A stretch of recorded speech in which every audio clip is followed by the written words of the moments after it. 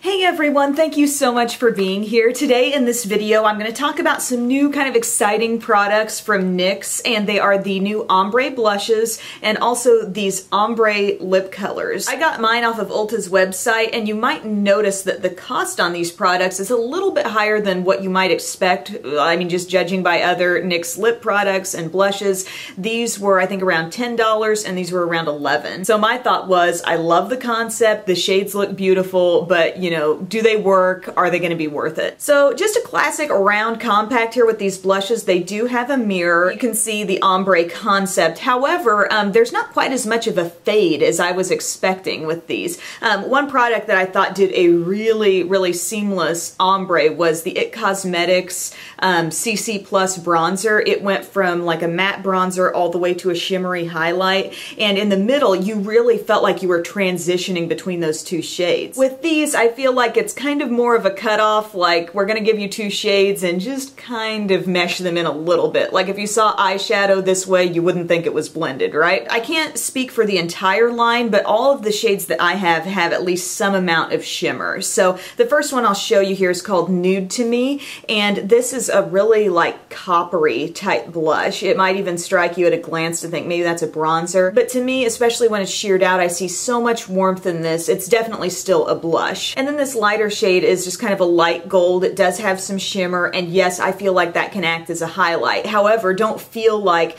you have to use this like one shade one way and then the other shade separately. Another thing you could do is definitely just swirl your brush in both and get a little bit more custom type color. I also picked up this peach. This is called Strictly Chic. I would say this is more of a satin finish here. The Nude to Me definitely had more shimmer in the larger portion of the product, and I noticed a little bit more of a fade happening into the lighter peach shade up top. Once I shear this out on my skin, it kind of seems like it performs like a matte. It's just, you're not going to wear it concentrated enough to see a lot of shimmer happening, but I do think this is a beautifully pigmented peach color. And then the shade that I was most interested in when I was browsing the website was this one called Mauve Me. So you've got this very cool mauve colored blush, and then it fades into a really light cool pink at the top. And with this one I can see that there's much less compared to the others. There's less of a light top shade there that it's blending into. This shade has a similar level of shimmer to it as the Nude one, the first one that I mentioned,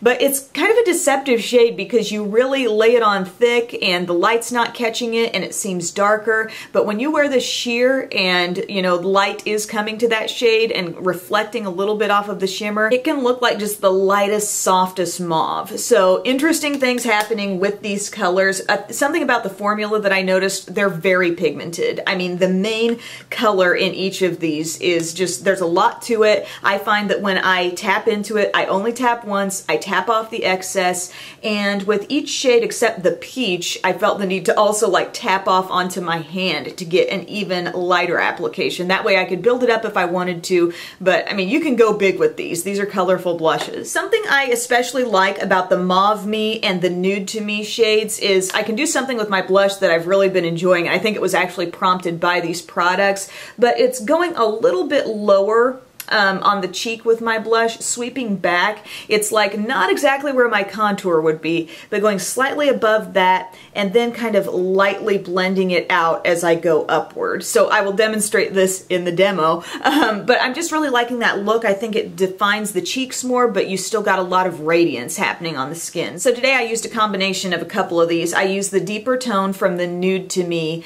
and I used my Up and Up blush brush. And so just like I said, I feel like I'm getting the most concentrated amount of product a little bit lower on the cheek, and then as I blend, I gently pull that color up just a little bit. So do that on both sides, and then I brought in my Up and Up highlight brush to go into this lighter shade. So I could have blended these both together to get a little different look, but I kind of like with this one using them separate because I feel like you have a distinct blush and highlight here. If you want more of that apple of the cheek pop, I think the one called Strictly Chic, which is the peach color, whoops, this peach color color really, I think, looks beautiful right here on the apples of the cheeks. So I wouldn't so much wear this one in that same manner because it's just not as deep of a blush, but it is a very pretty shade. The Mauve Me color I would use in a very similar manner to the Nude to Me. Again, taking it right in almost like just above the hollow of the cheek, blending upward. I think that gives a beautiful look and just a little bit different look than just the standard, here's my contour, here's my blush, you know, a little different placement, and I think that's okay. For me personally, the things that are most unique to my collection would be these kinds of colors.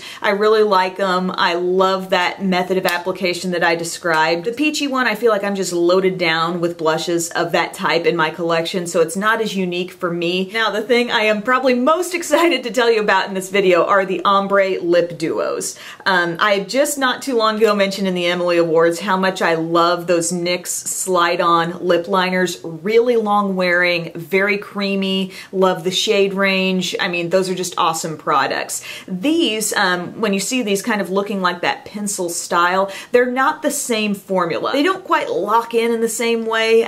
They definitely do stay in place on my lips. They don't feather outside my lips, which I really appreciate. But whereas I could lightly kind of blend over my lips when I'm wearing one of the slide-on pencils and product would not move, these do have the potential to be smudged a little bit, which I think is a good thing because really that's what the application is all about with these. I think it's putting on one color, smudging in another color, and getting a little bit different look and a kind of customized look for what you're wanting. So you're gonna have one side of this pencil that's a little bit thicker. It's not gonna be as big as a lot of the jumbo pencils you might have. I'm thinking about like jumbo shadow sticks and that kind of thing. It's a little more fine than that. So I'm really happy about that. You get it, and it is nicely formed to a tip at the end, but I still think I'll continue to like this even once that wears down because it's not so super wide. But then the other end is a very fine tip. As you can see, both sides are retractable, and this is going to be more the size of a standard lip liner. So the smaller side will always be the darker side. That's at least the trend I've noticed with the 4 that I have. And the general formula that I enjoy with applying these, and I'm sure there are other ways to do it, but this is just the look that I like because I feel like it's subtle. It doesn't really look like,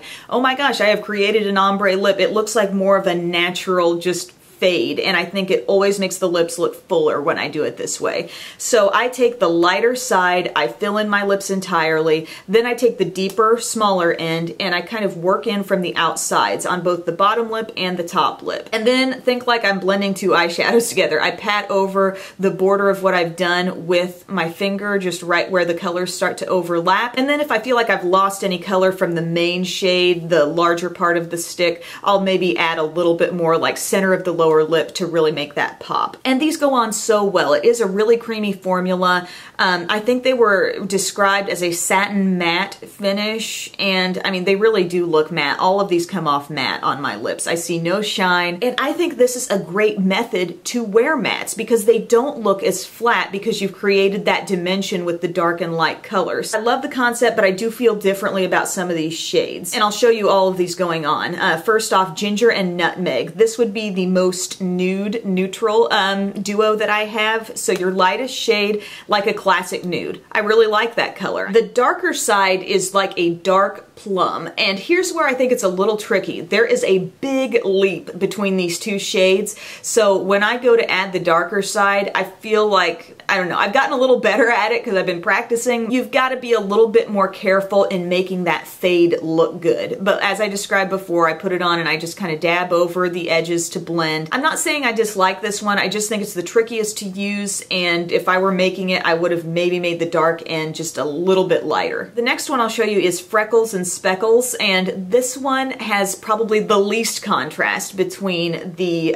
larger end and the smaller end. So you're working with kind of a warm pink shade, a really rosy, pretty color all over the lips, and then it's just like a little bit deeper pink that is paired with this. And when I put that on the outside, I just don't see a lot of difference with the other ones. So this is one that I would skip if you're really after the ombre effect. The color is beautiful, but it's just not really giving you the feel that you're working 2 separate shades into one. Okay, these next 2 are my favorites. I'm so excited. If you like the cool pink kind of mauve-y lip, you will love Rags to Riches. So the one end here, As I said, light, cool pink, really beautiful shade just in itself. And then the other color that you're working into that is going to be like a dark, almost brownish berry. They're far enough apart from each other that you can create a really nice ombre look, but not so opposite ends of the spectrum that it's really difficult. So I just love the finished look that I get with this. I was wearing this in my Emily Awards video for eyes, and I got so many questions about what lip color is it, and I love that one. My other top pick that is just way up there with that one is the one called Bonnie and Clyde. This is such a great idea for those of you who like the thought of a bold red lip, but you want to dial it back down. Like, you don't really want to go full on bright red all across the lips, because you've got a very warm red on one side, almost a little bit of an orangey red, very retro, old school, makes me think of a pinup girl type red. And then you've got a dark berry to blend in with that. It makes that whole tomato red vibe a lot more approachable, in my opinion. I think this might be the most beautiful ombre effect of all of them. And I feel like the lips are matte, yet they look full. They appear to have dimension. It's just a really pretty twist on a red lip. So this is the one I've been wearing throughout the video. I absolutely love it. I mean, my top picks of anything I've talked about in this video would probably be these two lip colors. They just knock my socks off. The Bonnie and Clyde and the Rags and Riches. Not that I dislike the other two, I just think these two were the perfect execution of the ombre colors. Also really enjoyed the Mauve Me blush and the Nude to Me blush.